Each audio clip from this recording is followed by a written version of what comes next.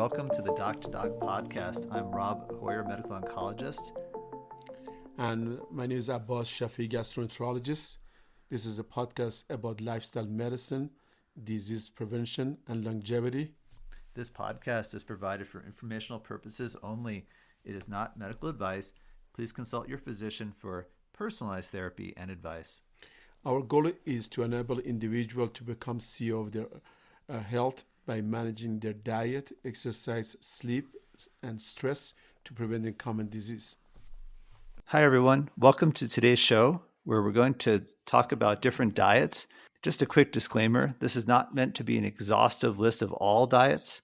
There are many, probably hundreds of different diets that have been described. This is an attempt to describe an overview of different diets and how they pertain to lifestyle medicine. We'll start out with a quick description of calorie intake, and I'll hand it over to Abbas. Thanks, Rob. One of the questions that we should always ask why we are eating, and there's two main reasons why we're eating food, because it's things that we do on daily basis most of our life, and the question we should answer why we are eating. The main source reason that we're eating is energy for our activity, which is growth and all functioning of our body, such as breathing, digesting food, keeping warm, immune system functioning to prevent disease and defend the body. So this is very essential eating for survival. So eating is the main source of our daily functioning. That's the main reason. And the second reason that we eat is for pleasure, habits. Almost for any social activity that we do is related to food. So not only we need for daily survival, how long a body needs to survive without any food? For water alone or hydration is only 3 days, but eating we can survive up to 3 weeks. The food is the great pleasure in our life. That's if you look at the 3 pleasures of the life that I tell my patient is eating, having an intimate relationship, and having a good elimination. If you look at our daily lifestyle, we see that we always thinking about meeting for dinner or meeting for lunch or breakfast. Always if you go on a date, it's mostly around dinner. And so if you go to any rituals, or whether it's wedding or whether it is birthday, ceremonial, through the history of mankind, they've all been around food. You would not believe that we about 200 times a day we make some food decision. However, we are unaware of 90% of them. So we eat for survival as well as for pleasure as part of our ritual and daily functioning and diet. How much calorie do you need? For the calorie that we require is based on few things. Number one, the size, physical activity and exertion, disease process, age, and overall physical conditioning. So that's the create how much calorie that we need per day. And moderate active women need 1,800 to 2,000 calorie. Men about 2,200 to 2,800.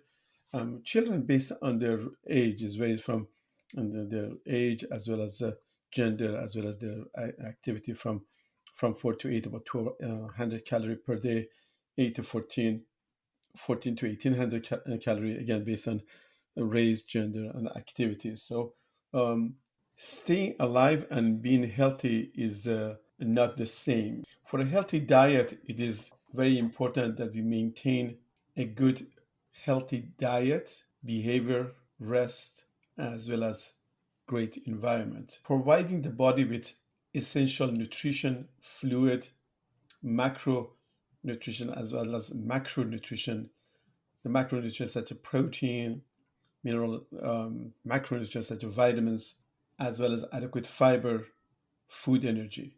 So these what make us to eat for survival as well as for pleasure of living. Thanks, Yeah, Abbas. And we're you going to can. talk a little bit about different types of diets. And so Abbas spoke about calories. So you can think about these diets as how get the calories. And the, basically, there's thousands of different types of foods, and how we get those calories, what proportions of plants and animals and other types of foods, carbohydrates, fats, and whatnot you eat is really the diet. And so these are presented in no particular order. We'll just start off here with I'll describe a couple diets, and then Abbas will describe a couple more, and we'll have a discussion about them. So I'm going to start out here with the so-called plant-based diet, and this is a plant-based is a pretty broad term. There are many different types of plant-based diets, and basically what we talk a lot about in this podcast is what's called the whole food plant-based diet. And just want to make a big distinction. This is not necessarily a vegan diet. A vegan is a more social term, which has to do with avoiding any animal product whatsoever. And that's something that individuals may choose to do, but we'll reference it in this discussion. But is really a very is a very, it's a particular type of diet, but not something in our opinion, not something that's necessary for human health. You don't have to become a vegan to be healthy. But the whole food plant-based diet has to do with eating predominantly plants, as in the name. There's what's called vegetarian diets, which are more based on plant-based, but also allow things such as eggs and dairy products. There's lacto-vegetarian diets, which allow for the milk and the dairy products. Ovo-vegetarian diets, which allow eggs. So, so basically, a plant-based, and then there's also the fruitarians, which are eating fruit, which I personally don't advocate, but is another type of diet about which concentrates on fruit and fruit associated products. So it's a plant-based diet is really quite a broad array of different foods. There's actually quite a wide array, but it's not exclusively plants. I think that's where sometimes folks get a little bit stuck on the fact that it's can you eat meat? Well, yes, you can eat meat. You can eat cheese. You can eat other foods that are derived from animals. The idea of the diet is based mainly on plants, and there's a good array of evidence to support the plant-based diet. There's another diet that we'll talk about in a few minutes. We'll talk about a study which looked at something called the DASH diet, and I thought it'd be important to describe this. And so, what this stands for is the dietary approaches to stop hypertension. And you can think of this diet as basically a plant predominant diet. So there's mostly plants in this diet. It does allow for limited amounts of meats, animal products, but it's very low sodium and high in potassium and magnesium. And this diet has actually been shown to reduce hypertension or high blood pressure in as little as 2 weeks. So it's kind of amazing actually that you can reduce blood pressure with a diet, and this has been validated in a variety of cardiology studies looking at diet and high blood pressure. So it's a very, I'd say, moderate diet, and it includes grains, vegetables, fruit, fat-free or low-fat dairy products, a small amount of lean meats, poultry and fish, nuts, and limited fats and oils, and limited sweets and added sugars. So it's really a very moderate diet. And the important thing to note is that all the foods that are mentioned in this are basically, the vast majority of them are whole foods. And I think that's a common theme that we'll see, is that whole food diets are probably, in my opinion, one of the most important things is eating natural food. You don't want once food is processed, you get into the white flour and refined sugars, refined grains and whatnot. That's when things start to go awry, and that's when diets become unhealthy, when the amount of processed food increases.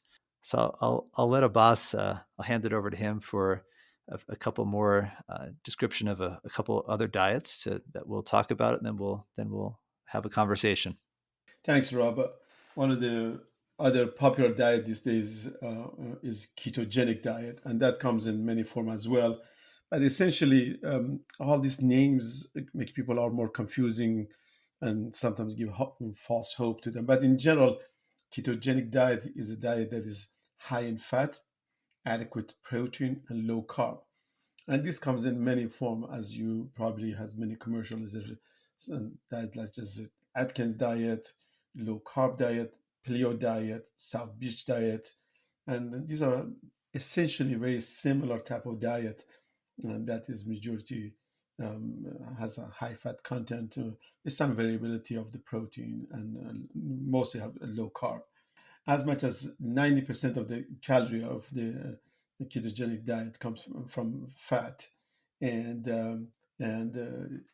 in most studies, it causes elevated LDH cholesterol in blood, and possibly causes increased cardiovascular disease if it's maintained for the long term, as well as you can have some nutrition deficiencies such as selenium, magnesium, phosphate, vitamin B, and C.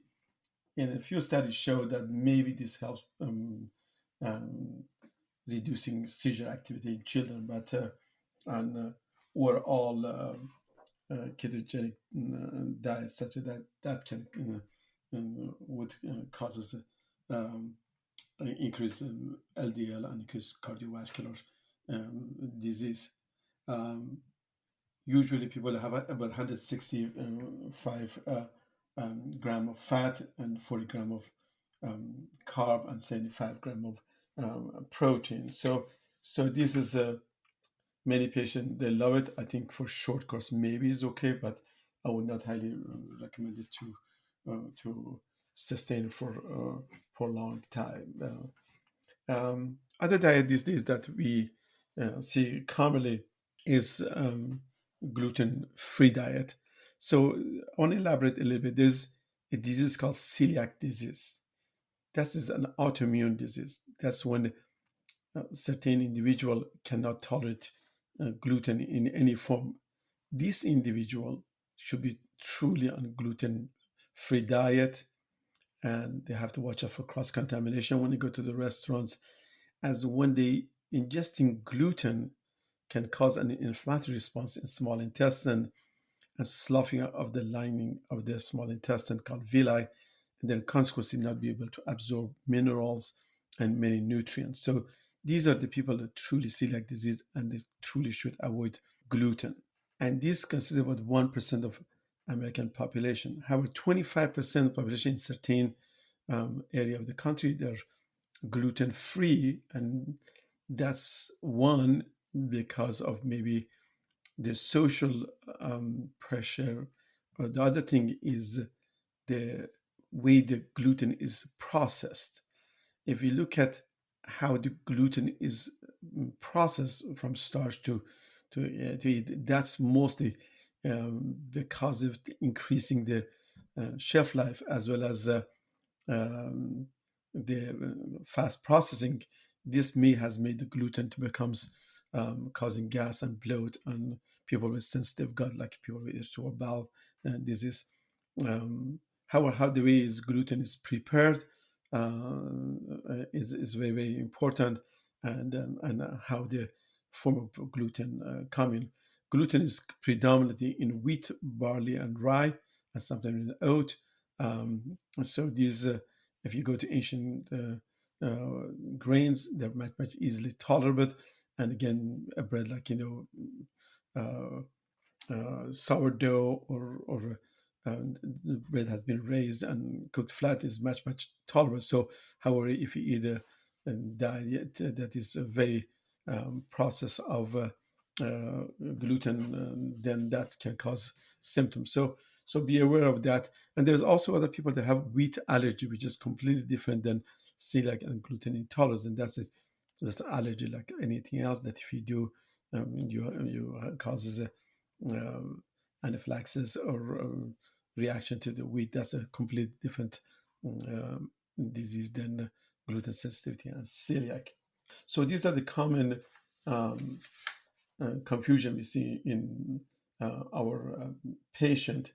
Um, the diet that uh, mostly we recommend should be a balanced diet, and today's the Mediterranean diet is in vogue, and we'll go to that in more detail.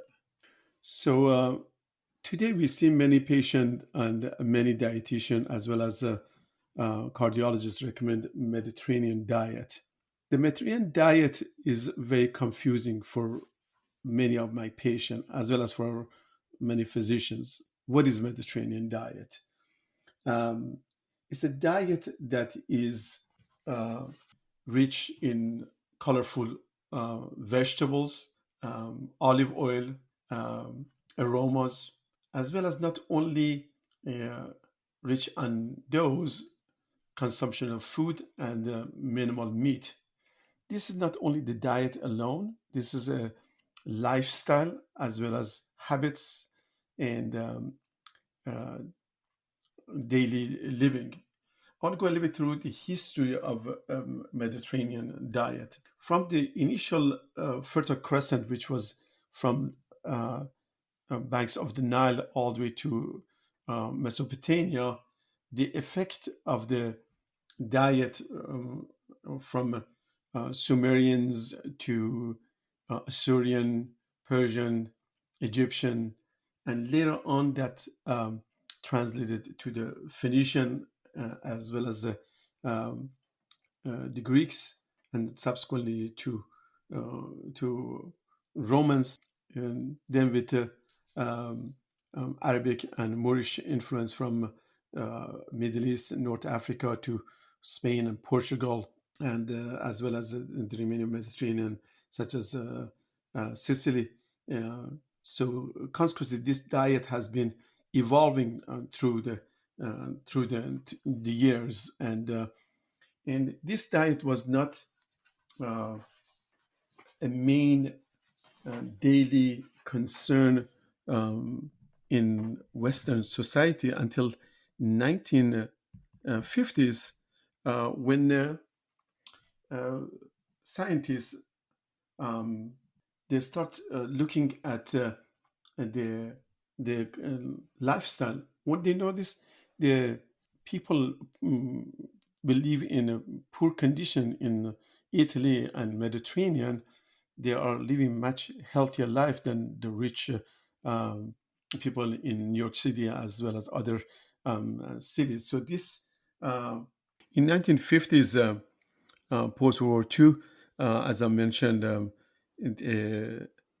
scientists and physician such as Ansel Keys from University of Minnesota, they noted that people that live in poor villages and around Mediterranean, especially in Italy, live a longer life and healthier life than rich people that live in New York City as well as other larger city through United States. So that's a question um, um, made to have a multinational study which called the study called seven countries studies, which included Finland, Holland, Italy, US, Greece, Japan, and Yugoslavia. So they look at the uh, risk of cardiovascular disease with lifestyle as well as a diet through this population. So I will not bore with all the detail, but the conclusion was that the Mediterranean diet and lifestyle is predominantly healthier, and people have lower LDL as well as lower cardiovascular disease. And since then, has been repeated in many studies and has become the healthier choice of the diet. However, the diet alone is not sufficient for healthy living. It's a behavior, habits, activity, and stress management, which cause this uh, people to live a longer life and healthier living. So, what is consistent in Mediterranean diet? The key part of the diet is um, olive oil and growing as much as you can, or fresh vegetable, particularly colorful vegetable, such as peppers, onions, garlics, many other uh, uh, vegetables such as leek, um, as well as choosing grains that is not modified pasta, uh, using herb and spices as a part of the meals. Uh, Also, um, consumption of fresh fish, um, at least on 2 3 times a week, and minimizing the meat, if meat only maybe once a month. When you're choosing dairy, mostly the diet consists of yogurt and good quality cheeses, particularly from sheep or goat. Um, so this is some of the basic of the Mediterranean diet.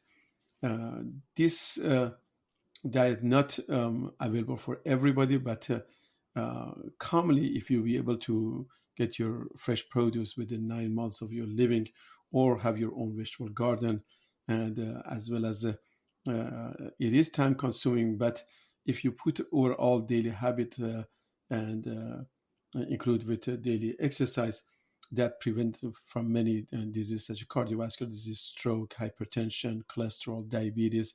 And when you look at the long picture, is definitely a good investment in your health.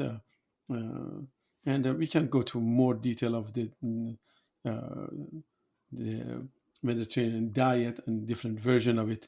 But we add those to the addition to the podcast. We produce some data for you guys that you can read, as well as you can read many cookbooks on Mediterranean diet.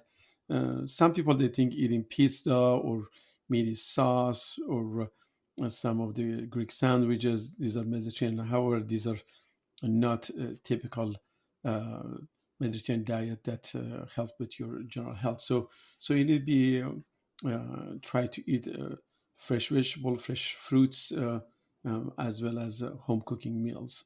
Thanks, Abbas. That was great description of the Mediterranean diet and other diets that you spoke about. And I think it's really important to stress, as you said, that the Mediterranean diet really is a diet that was consumed in the areas that you mentioned of the world, Fertile Crescent, Mediterranean areas, 1960 and prior. And this is something that really mainly before the advent of industrialized food and the whole the whole advent of all this really this junk food that we've seen in our diet. So something that we really have to remember when we're making a recommendation for Mediterranean diet is that this is really a whole food diet. And yes, you can make variations, but so many of the processed foods today really are not part of it at all. I thought I'd just make a couple comments about a very recent paper which came out in the American Journal of Clinical Nutrition in the last couple weeks. This is the January 11th issue of the journal, American Journal of Clinical Nutrition, and it talks about diet quality and something called epigenetic aging.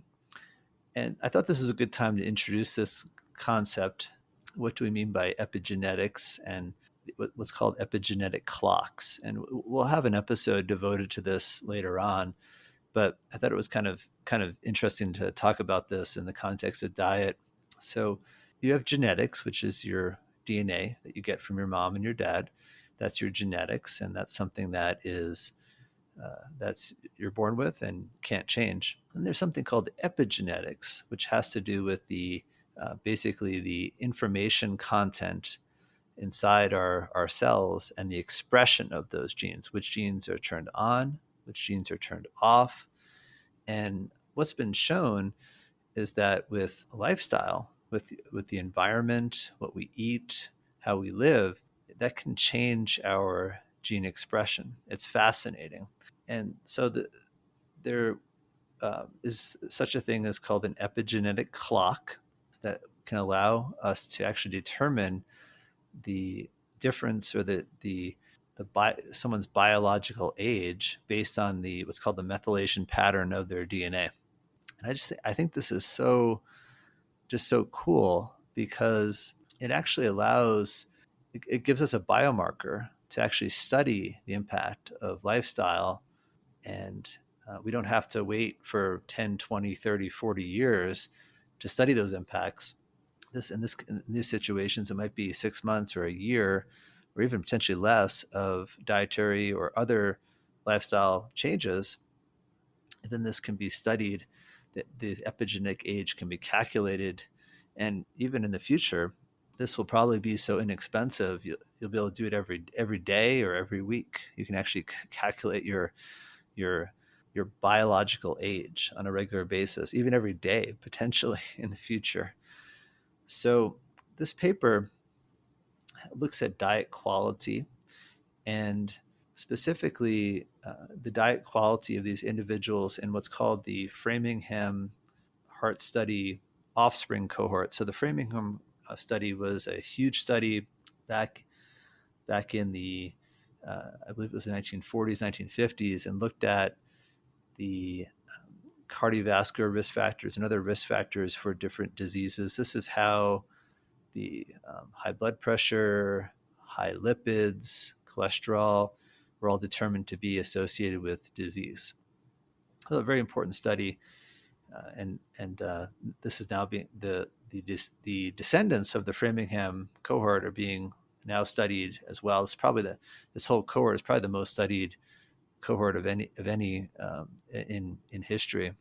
And so what they did with this study is looked at the this what's called the DASH diet quality. So it's 8 characteristics of the diet of these individuals, and specifically they looked at these different components. So what's called the DASH score, which was higher intake of vegetables, fruits, nuts, and legumes, whole grains, and low-fat dairy, and lower intake of red and processed meat, sugar-sweetened beverages, and sodium.